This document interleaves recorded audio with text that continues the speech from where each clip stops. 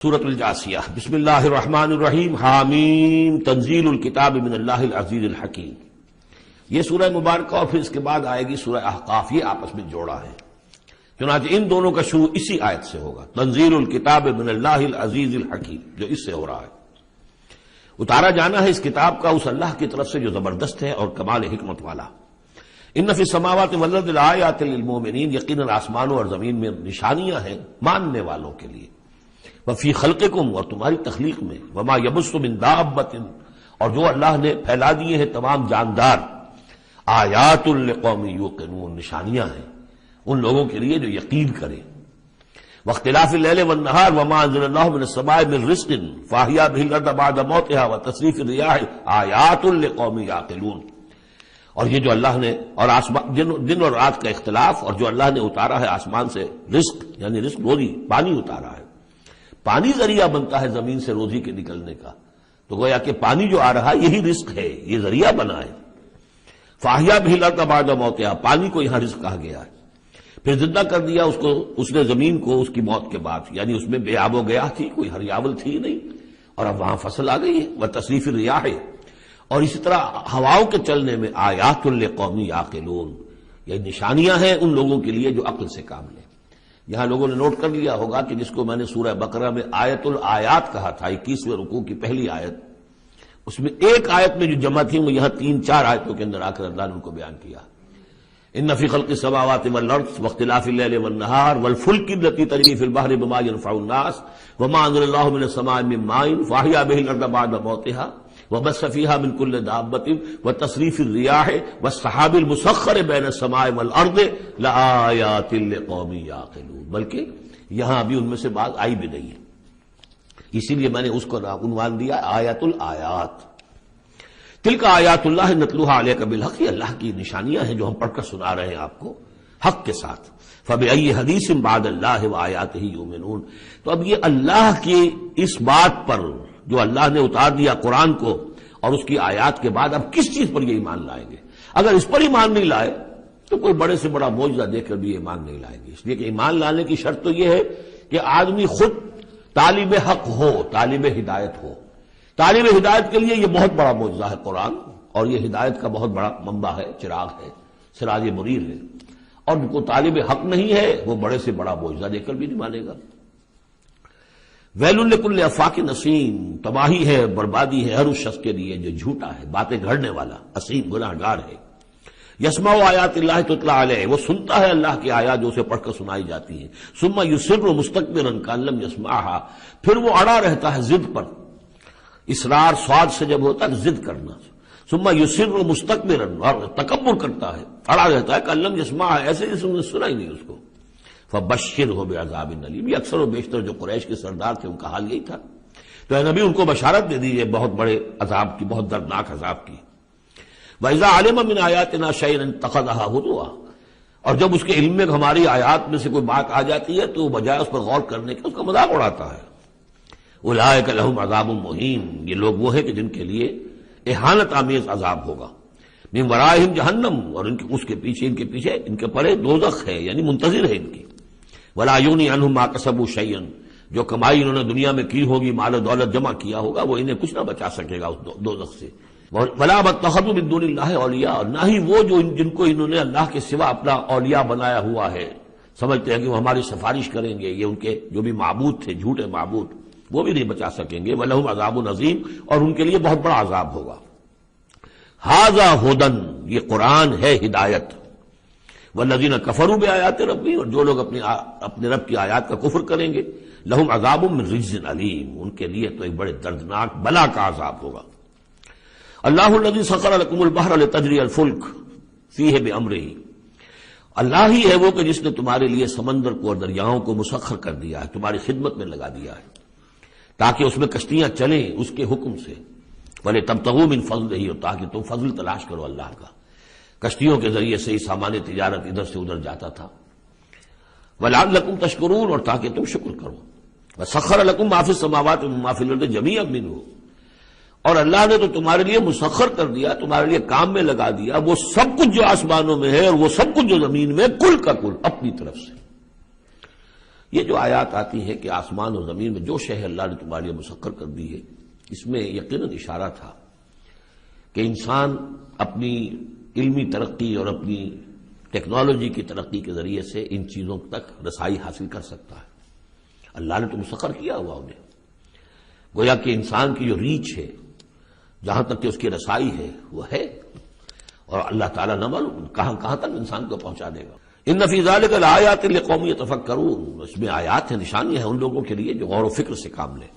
قل للذین آمنوا یغفروا للذین لا یرجون ایام اللہ، اے نبی ذرا اہل ایمان سے کہہ دیجئے کہ کچھ دیر کے لیے ابھی ذرا معاف کرتے رہیں ان لوگوں کو کہ جنہیں اللہ کے دنوں کا انتظار نہیں ہے، جو نہیں سمجھتے کہ وہ عذاب والا دن ان پر بھی آ سکتا ہے، یعنی یہ بھٹکے ہوئے، کیونکہ یہ ابھی یوں سمجھیے کہ وسط ہے مکی دور کا، تو اس میں ابھی وہی تلقین کی جا رہی ہے کہ جلدی نہ کریں مسلمان کہ اللہ کب تک انہیں چھوٹ دے گا، وہ عذاب ان پر آ جانا چاہیے، نہیں، ابھی ذرا ان سے درگزر کرو۔ قل للذین آمنوا، اے نبی کہہ دیجئے اہل ایمان سے، یغفروا ذرا درگزر کریں، للذین لا یرجون ایام اللہ، اب یہ وہ ایام اللہ کے لفظ آ گئے، از تذکیر بایام اللہ، یہ انہیں امید نہیں ہے، انہیں کوئی کھٹکا نہیں ہے، یہ بھولے ہوئے ہیں اللہ کے وہ دن کے جن میں بڑی بڑی قوموں کو ہلاک کر دیا گیا، انہیں کوئی اندیشہ نہیں ہے۔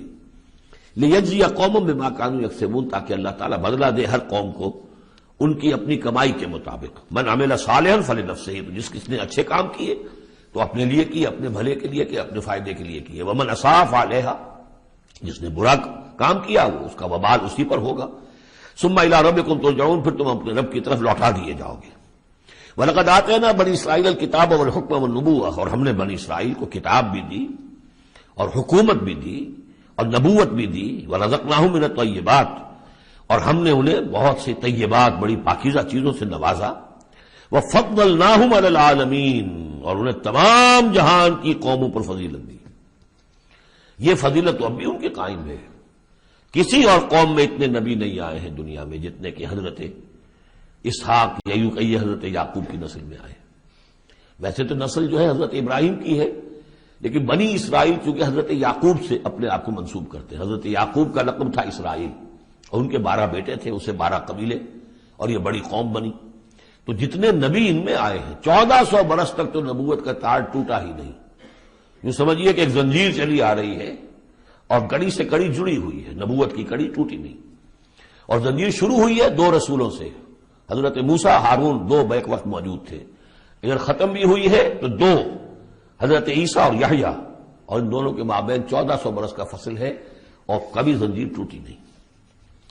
وَآتَيْنَاهُمْ بَيِّنَاتٍ مِّنَ الْأَمْرِ، لیکن دیکھ لیجئے بات سمجھنے کی ہے وہ کیا ہے کہ پھر ان کے عمل کی وجہ سے، بدعملی کی وجہ سے، انہوں نے جب دین کو پشت دکھا دی، دین کی طرف پیٹھ کر لی، دنیا میں منہمک ہو گئے، آخرت کو بھول گئے، عیاشیوں میں، بدماشیوں میں لگ گئے، تو پھر وہی قوم ہے جس کے بارے میں 2 مرتبہ آ چکا ہے سورہ بقرہ میں، پھر سورہ آل عمران میں، ضربت علیہم الذلۃ والمسکنہ، ان پر ذلت اور مسکنت تھوپ دی گئی۔ اور وہی حال ہمارا ہے۔ اللہ نے ہمیں محمد رسول اللہ کی امت میں بنایا، پیدا کیا، بہت بڑا احسان، لیکن یہ کہ آج ہمارا حال کیا ہے؟ 150 کروڑ ہیں دنیا میں، تقریباً 1.5 ارب، لیکن دنیا میں کوئی عزت نہیں ہے ہماری، کوئی حیثیت نہیں، بین الاقوامی معاملات میں کوئی ہماری رائے لیتا ہی نہیں، پوچھتا ہی نہیں۔ کسنوی پرسد کے بھیا کی استھی تو وہ کون، تمہاری بھی کوئی رائے ہے کہ نہیں، بلکہ ہمارے فیصلے ان کے ہاتھ میں ہوتے ہیں۔ ہم نے ان کو دیا وَفَضَّلْنَاهُمْ عَلَى الْعَالَمِينَ وَآتَيْنَاهُمْ بَيِّنَاتٍ مِّنَ الْأَمْرِ، ہم نے کھلی کھلی باتیں اپنے امر کی ان کو عطا کر دی، اس سے مراد ہے دین۔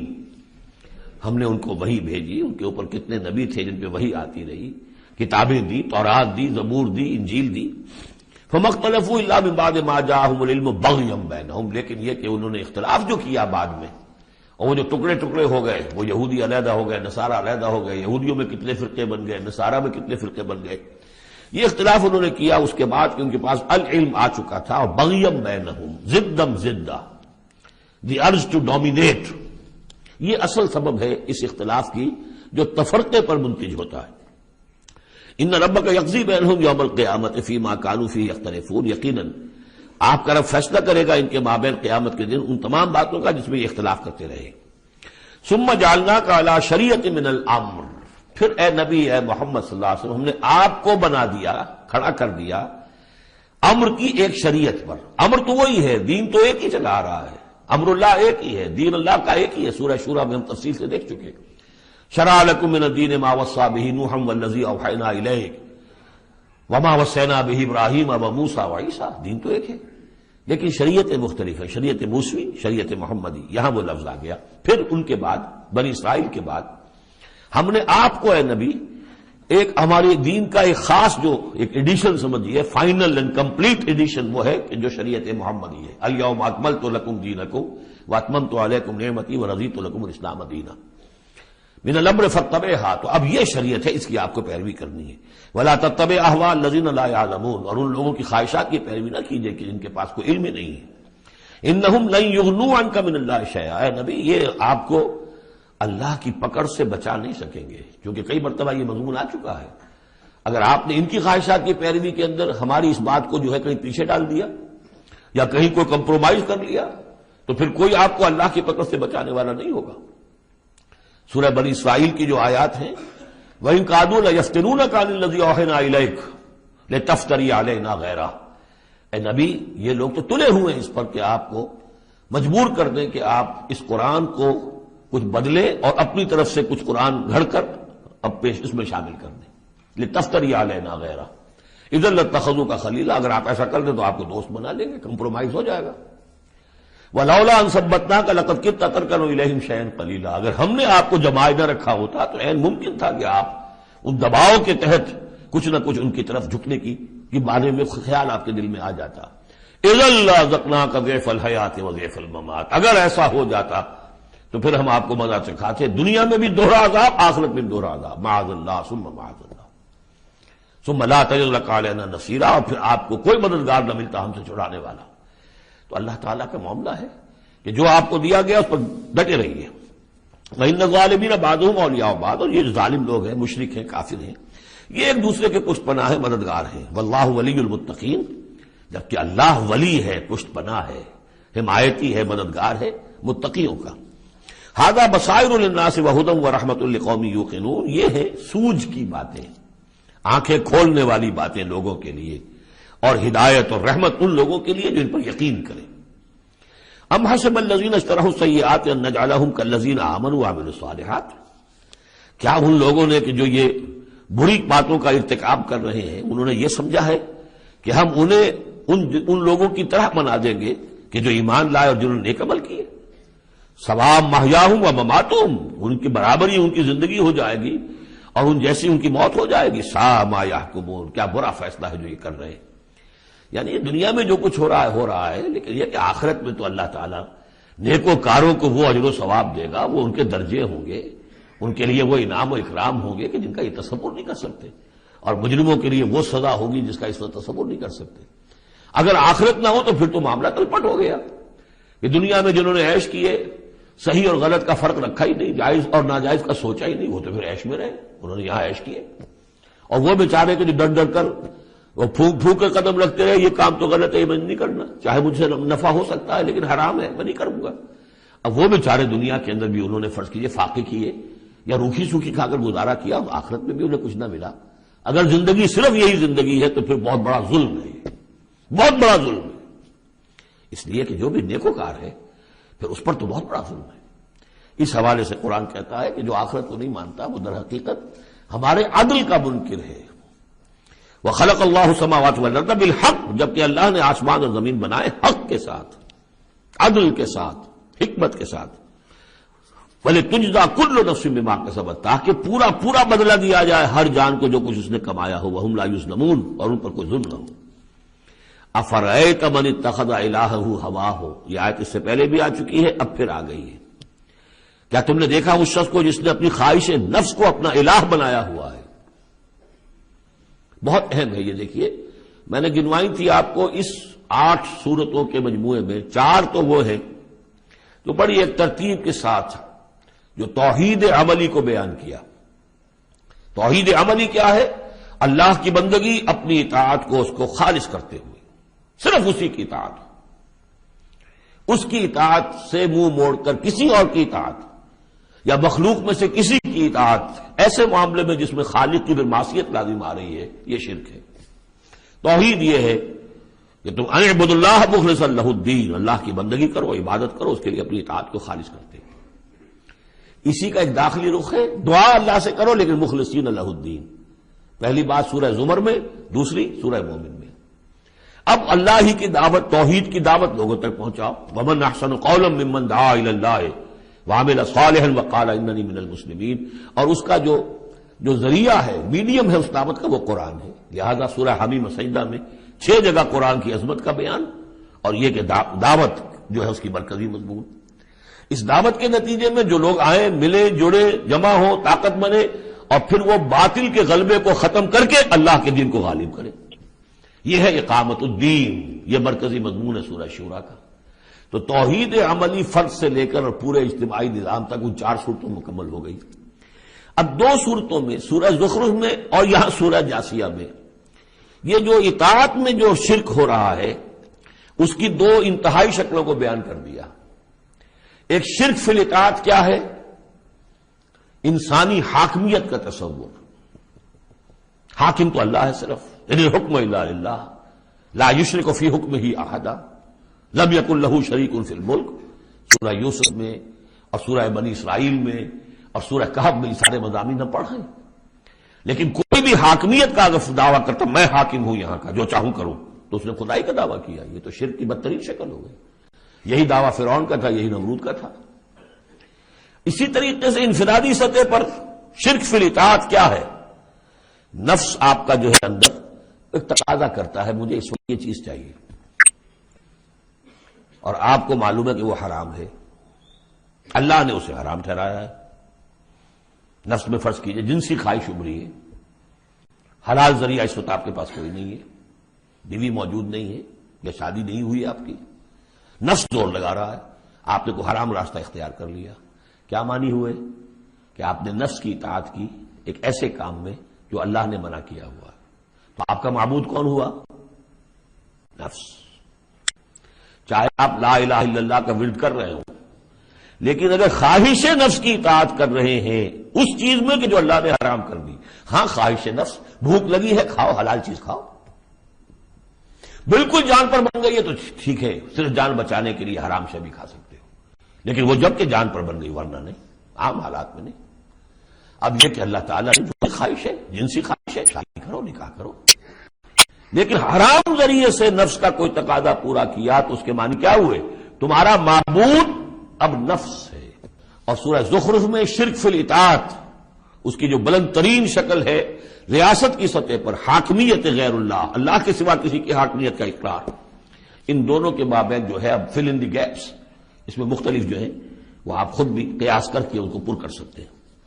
افرأیت من اتخذ الہہ ہواہ واضلہ اللہ علی علم، کیا تم نے غور کیا اس شخص کی حالت پر کہ جس نے اپنی خواہش نفس کو اپنا معبود بنا رکھا ہے، اور اللہ نے اسے گمراہ کر دیا ہے اس کے علم کے باوجود۔ عالم بہت بڑا ہے، بہت بڑا سائنسدان ہے، لیکن یہ کہ اس ساری سائنسدانیت جو ہے اس کے نتیجے میں ایمان اسے نہیں مل رہا ہے۔ گویا کہ ختم اللہ علی قلوبہم وعلی سمعہم وعلی ابصارہم، اللہ نے وہ مہر لگا دی ہے ان کے اوپر کہ پوری کائنات دیکھ لی، چھان لی، پھٹک لی، پھر بھی اللہ نظر نہیں آیا۔ یہ ہے مہر علی علم، بڑے بڑے سائنسدان، بڑے بڑے، اور لیکن یہ کہ اللہ نظر نہیں آتا ہوں۔ وہ ختم، دیکھیے وہی الفاظ آگے آ گئے، وہ ختم علی سمعہ وقلبہ وجعل علی بصرہ غشاوہ، اللہ نے اس کے دل پر مہر لگا دی، اس کے دل پر، اس کی سماعت پر اور اس کے آنکھوں پر پردہ ڈال دیا ہے۔ فمن یہدیہ من بعد اللہ، تو اب اللہ کے اس فیصلے کے بعد اب کون اسے ہدایت دے سکتا ہے؟ افلا تذکرون، تو کیا تم نصیحت حاصل نہیں کرتے؟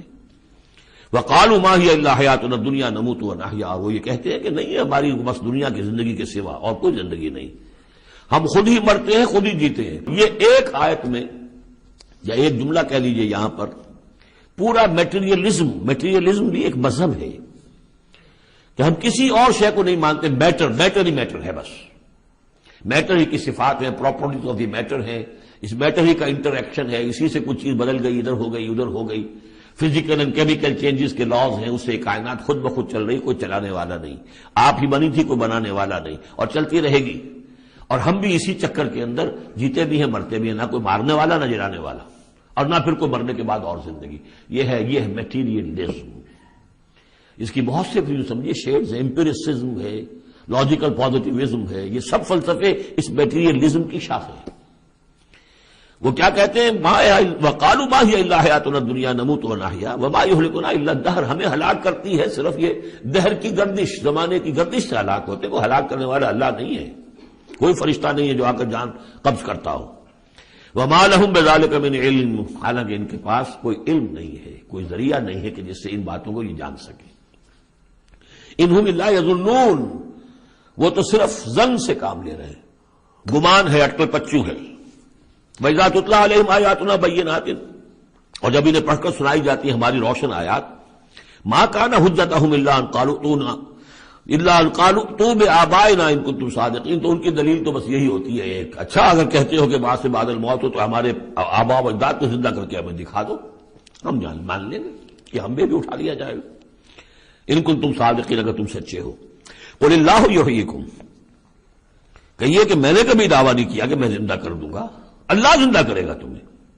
ثم یمیتکم ثم یحییکم، اسی نے تمہیں زندہ رکھا ہے اور اسی نے تمہیں زندہ کیا ہے۔ پہلے بھی تم ایک، اب یہ جو حضرات آج آئے ہیں ان کی سمجھ میں یہ بات نہیں آئے گی کہ پہلے بھی ایک زندگی اور ایک موت ہم گزار کر اس دنیا میں آئے ہیں۔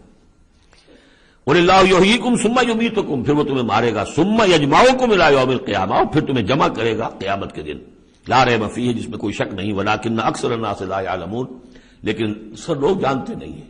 وللہ ملک السماوات والارض، اللہ ہی کے لیے ہے آسمان اور زمین کی بادشاہی۔ ویوم تقوم الساعہ، جس دن قیامت کھڑی ہو جائے گی، یومئذ یخسر المبطلون، اس روز بڑے خسارے میں ہوں گے جو ان چیزوں کو جھوٹ قرار دے رہے ہیں یا جو جھوٹ گڑھ رہے ہیں۔ وترا کل امۃ جاثیہ، تم دیکھو گے تمام امتیں گھٹنوں کے بل پڑی ہوں گی۔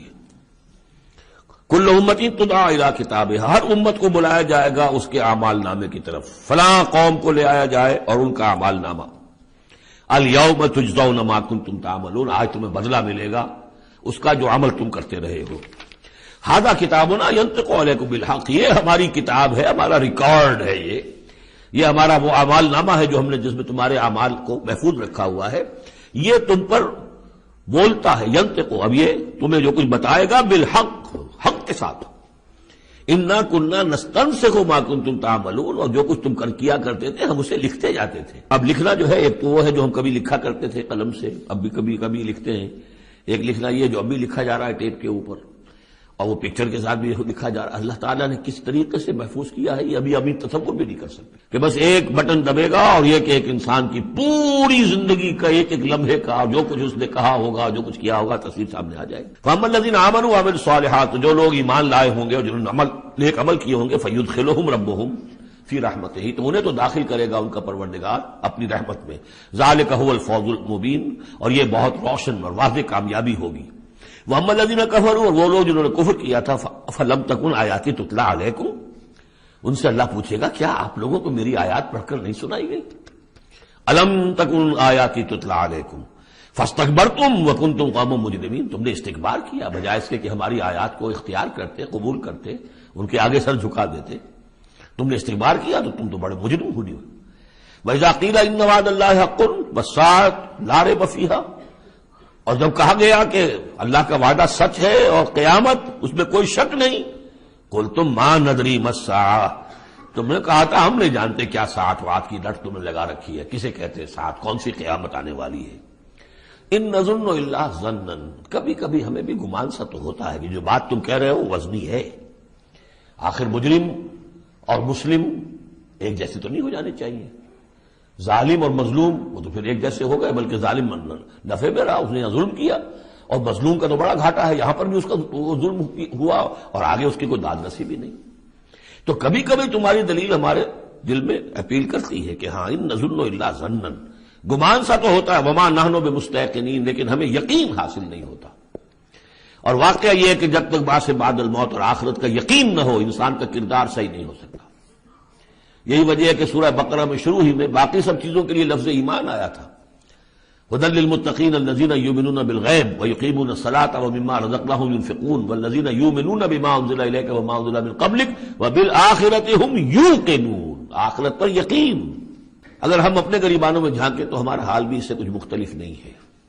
ایک عقیدے کے درجے میں تو یقیناً بہرحال مسلمان ہیں، ماں باپ نے جو بھی تعلیمات ہمیں دی، سکھائے، کلمے سکھا دیے، کچھ اور ہم نے پڑھا، ہاں آخرت ہے، جی اٹھنا ہے، لیکن کیا اس کا یقین ہے؟ ہر شخص جو ہے اپنے گریبان میں جانے، اپنے قلب کی گہرائیوں کا خود جائزہ لے۔ یقین وما نحن بمستيقنين، اور یقین جب تک نہیں ہوگا کچھ نہیں ہوگا۔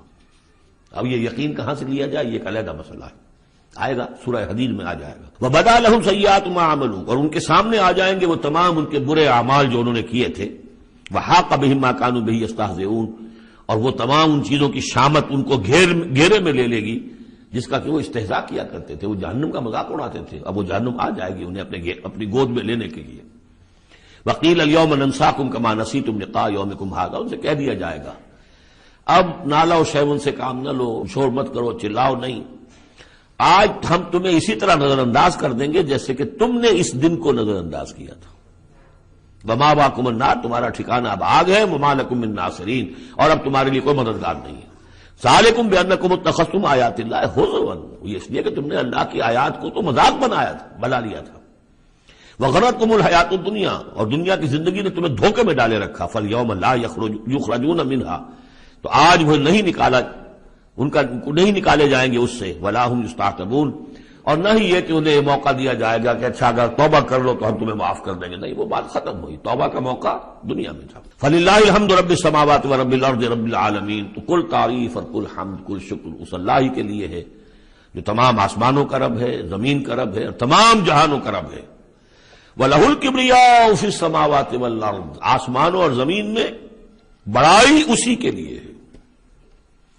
اللہ اکبر، اللہ سب سے بڑا ہے، وہ آسمانوں میں بھی سب سے بڑا ہے، زمین میں بھی سب سے بڑا ہے، لیکن زمین میں اس کے خلاف بغاوت ہو گئی، انسانوں نے کہا نہیں ہم بڑے، اللہ کا قانون پیچھے، ہمارا قانون آگے رہے گا، ہماری مرضی سے ہم قانون بنائیں گے۔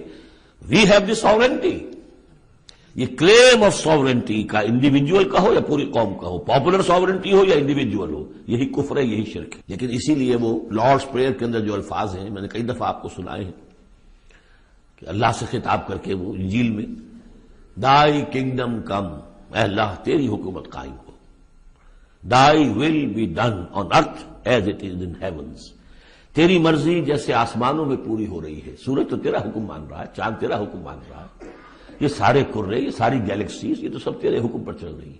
یہ زمین میں فساد ہو گیا، ظہر الفساد فی البر والبحر، تو اے اللہ تیری حکومت یہاں بھی اسی طرح قائم ہو جائے، تیری مرضی یہاں بھی اسی طرح پوری ہو جیسے کہ آسمانوں میں پوری ہو رہی ہے۔